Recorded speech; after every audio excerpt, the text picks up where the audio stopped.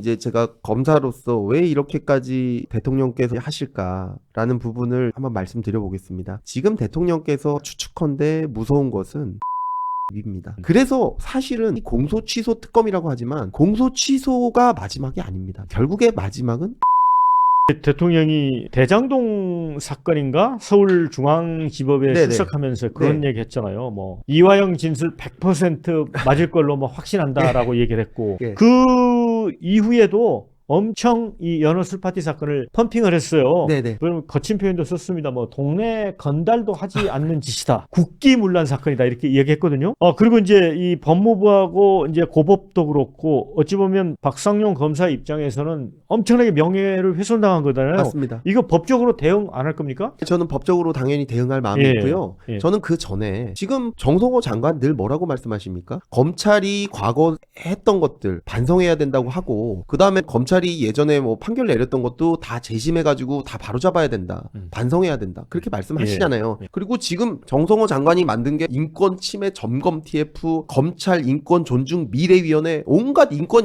이렇게 하지 않습니까? 예. 그런데 이런 식으로 법무 검찰이 권력의 요구, 정치권의 요구에 따라서 사건을 조작해가지고 아니 저는 그때 수사팀 평검사였는데 그 평검사를 거의 사회적으로 말살시키고 희생양을 만들고 그리고 그에 따라서 사건을 없애려고 하고 권력자에게 면죄부를 주고 아니 이거야말로 일종의 인혁당 사건이랑 비슷한 거 아니에요? 그러면 지금 법무부에서 인권 존중 무슨 미래위원회인가? 거기 1호 사건으로 이번에 박상영 검사가 억울하게 당한 거를 넣어야 될 것 같아. 1호 사건으로. 그렇죠. 오히려 그렇기 때문에 제가 말씀드리는 건 뭐 법적 조치 당연히 제가 해야 되겠지만 그 전에 법무부 장관이 지금까지 했었던 일에 따르면 이거야말로 법무 검찰에 의한 굉장한 국가폭력 아니었습니까? 그리고 그거에 따라서 법치도 파괴하려고 그랬고 권력자에도 아부하려고 했어요. 그리고 권력자의 그 죄 자체를 없애려고 했고요.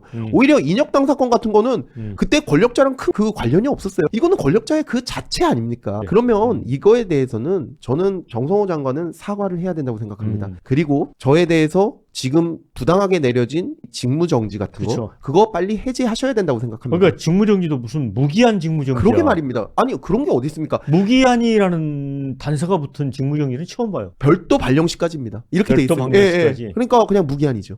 그리고 지금 또 다른 조작의 빌미가 되는 수단인 검찰 인권 존중 미래위원회. 지금 거기서 연어술 파티를 또 조사하겠다는 거거든요. 특검에서도 하고요. 정말 근데 그거를 지금 재판까지 나왔는데도 불구하고 대법원 판결이 나오고 국민참여재판이 나오고 경찰 수사가 나오고 검찰 수사가 나오고 검찰위원회가 나오고 자기들이 하는 모든 거에서도 빠졌는데 또 하겠다는 거거든요. 그러니까 그 연어술 파티가 이화영이 7년 8개월 실형받은 예. 그 과정에서 이걸 주장을 했는데 거기서 다 제청해버린 거잖아요. 그게 판결문에는 이렇게 나와 있습니다. 술을 먹으셨다는 차질한테도 믿기 어렵지만 이화영의 경력을 봤을 때 그 거물 정치인 아닙니까? 그 그치. 사람이 그걸 먹었다고 진술을 바꿀 수가 있겠느냐. 진술에 영향받다고 볼 보기 수 어렵다. 없다. 그거를 수원고검에서 예. 판결했고 그 다음에 그게 대법원에서 그러니까. 확정이 됐습니다. 예. 그리고 대법원에서 확정된 시기는 이재명 대통령 당선 이후였습니다. 그렇기 때문에 이것은 뭐 어떤 정치적으로 있더라도 이거는 어떻게 바꿀 수 없는 사실이었던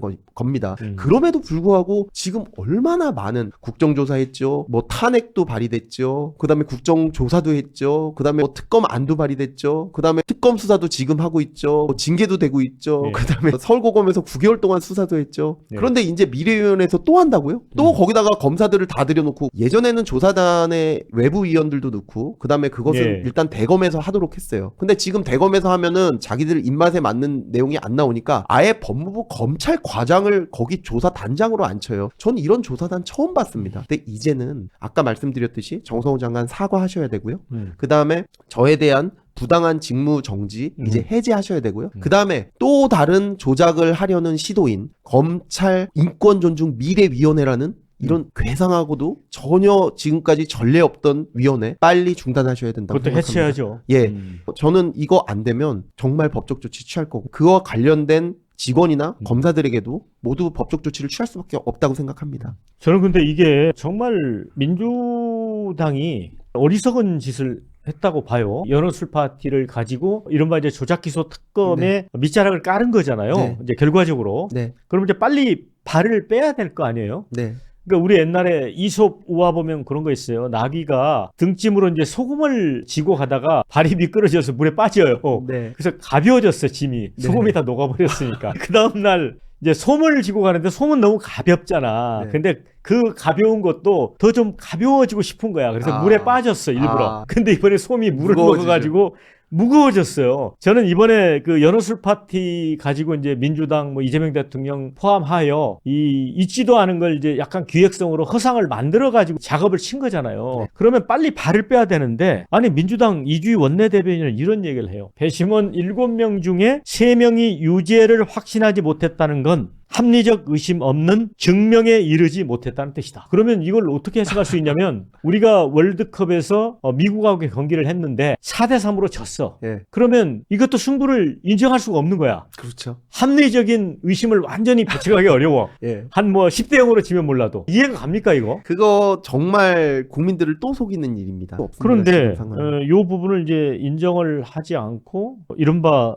조작 기소 특검, 공소 취소를 위한 특검을 밀어붙이는 것 같더라고요. 그런데 이것과 관련해서 어느 법조 전문 기자가 페이스북에 그런 글을 올렸더라고요. 공소 취소 특검을 포기하는 일을 하지는 않을 거다 민주당이. 왜냐하면 공소 취소 문제는 특히 대통령에게 사활적 이익이다. 그러니까 바이탈 인터레스트다. 예. 옳고 그름이나 정치적 유불리 문제가 아니다. 사회보의 문제라는 거죠. 이거는 무조건 이뤄내야 되는 문제다라고 보는 건데 지금 대통령 오늘도 리얼미터 조사 나왔지만 긍부정이 바뀌었습니다. 데드크로스 됐고. 그런데 이거를 진짜 밀어붙일까요? 근데 지금 제가 취재한 바로는 민주당은 계속 밀고 가는 모양인데요. 그러니까 이제 제가 검사로서 왜 이렇게까지 대통령께서 하실까라는 부분을 제가 한번 말씀드려 보겠습니다. 지금 대통령께서 제가 추측컨대 무서운 것은 이화영의 입입니다. 그러니까 지금 대장동 사건 같은 경우에는 공범들이 정진상, 뭐 김용, 뭐 김만배 이런 분들이 전부 다 사실상 재판에 있어서도 항소 포기로 인해서 재산적 이익도 그렇고 가포가 됐잖아요. 그리고 더 이상 추가적으로 형을 선고받을 일이 없기 때문에 그분들의 입은 닫혔습니다. 입이 닫혔어요. 그 그렇죠. 사건에 대해서는 아마 공소 취소 안 해도 된다고 생각하실 거예요. 어차피 입이 닫혀있기 때문에 왜냐하면 이익이 전혀 없어요. 이 사람들은. 그렇죠. 네, 맞아요. 절대 입 열지 않아요. 그렇기 때문에 자백하지 않습니다. 그 자백하지 않으면 5년 후에 재판 받아도 상관없다고 생각하실 거예요. 그런데 이 사건은 재판 받는 것 그 자체가 두렵기보다는 이화영 씨에게 상대적 박탈감을 줬죠. 그리고 이화영 씨 지금 계속 거기 잡혀 있지 않습니까? 아니, 거기다 이번에 이제 4개월 형이 더 추가됐잖아요. 그렇습니다. 그리고 검사로서 제가 자신감을 갖고 있는 거는 만약에 이걸 재판을 그대로 둔다. 이화영 씨는 100% 자백합니다. 제가 그거는 장담 드릴 수 있어요. 이걸 그대로 재판을 한다. 이제 보고했다. 내가 보고했었는데 또 약간 정신이 그때 이상해졌었다. 이렇게 하겠네. 100% 자백합니다. 왜냐하면 이화영 씨한테는 지금 남은 게 결국에는 그 100억 뇌물을 다 본인이 짊어지고 가느냐 아니면은 나누느냐의 형량을 문제밖에 나누느냐. 안 남아요. 네. 그렇기 때문에 재판을 하게 되면 지금 풀려나지 못하면 음. 그 부분은 100% 자백합니다. 예. 근데 그 자백을 언제 할지 모르는 거죠. 예를 들면 내년까지 계속 이화영 씨가 못 풀려나고 있다고 생각해 보세요. 그리고 나서 28년 총선이기 때문에 이걸 추진하기가 어렵게 된다. 임기 내에 본인이 계속 감옥에 있어야 된다고 생각하면 아마 그 중간에도 언제든지 얘기할 겁니다. 아마 지금도 일부는 막 얘기하려고 할지도 모르겠어요. 마음이 바뀔 예, 마음이 바뀔 수 있어요. 그게 대통령께서 두려운 거지. 무서운 겁니다. 그래서 사실은 이 공소 취소 특검이라고 하지만 공소 취소가 마지막이 아닙니다. 결국에 마지막은 이화영의 사면입니다. 이화영의 사면이 지금 나와야 대통령께서는 재판은 나중에도 좋으니까 그러니까 나는 발 뻗고 자겠다. 소위 말해서 그렇게 되는 겁니다. 그 관점에서 보시면 이것이 어떻게 이루어지는지 알 것이고 그 다음에 이 부분은 뭐 제가 좀 굉장히 우려하는 바지만 송병훈 재판장이 계속해서 공소 기각을 하고 있어요. 오히려 실체를 판단하지 않고 배심원이 실체를 판단했음에도 불구하고 계속 공소 기각을 하고 있어요. 그리고 김성태에 대해서 대북송금 사건에 대해서 공소 기각을 했거든요. 이화영에 대해서도 공소 기각을 하려고 하지 않을까. 그렇게 되면은 바로 또 이화영을 사면할 수 있는 모멘텀이 생겨버리거든요. 저는 그게 많이 우려가 됩니다. 전혀 사실 아닙니다. 이재명 대통령 입장에서는 지금 연어 술파티 의혹 이거 자체가 실체가 없는 걸로 드러난 게 큰 타격 아니에요? 재판에서? 그렇죠. 예. 본질적인 거 아니에요 정말? 예, 그렇습니다. 아니 연결되는 게 원래 어떻게 됐습니까? 이화영 씨가 이재명 이재명 지사의 지시나 보고에 따라서 결국에는 그 북한에 800만 불을 보냈다라는 네. 자백을 했지 않습니까? 근데 그 자백이 허위다. 네. 그러면 왜 허위 자백을 했느냐? 그것은 연어 술파티로 인한 회유를 당했기 때문이다. 그렇죠. 이렇게 연결이 되는 거거든요. 그렇죠. 그러니까 조작 기소의 핵심은 결국엔 회유고 그 회유의 핵심은 연어 연어인데, 술파티입니다. 예. 예. 그리고 조사 예. 기소가 돼야 뭐 공소 취소를 하든지 특검을 하든지 뭐 지금 위원회를 하든지 이게 가능한 겁니다. 예. 근데 그런 논리가 다 깨져버렸는데 지금 이거를 다시 와서 다른 논리를 들어서 갑자기 뭐 진술 세미나가 나온다든지 근데 진술 세미나든 형량거래든 뭐든 제 9개월 동안 수사받은 것의 결과로 제시된 네. 게 하나도 없습니다. 있어봐야는 또 무슨 빵, 커피, 뭐 햄버거 이런 게 나오는데 저는 그거 알지도 못하고 꼬마김밥 이런 건데요.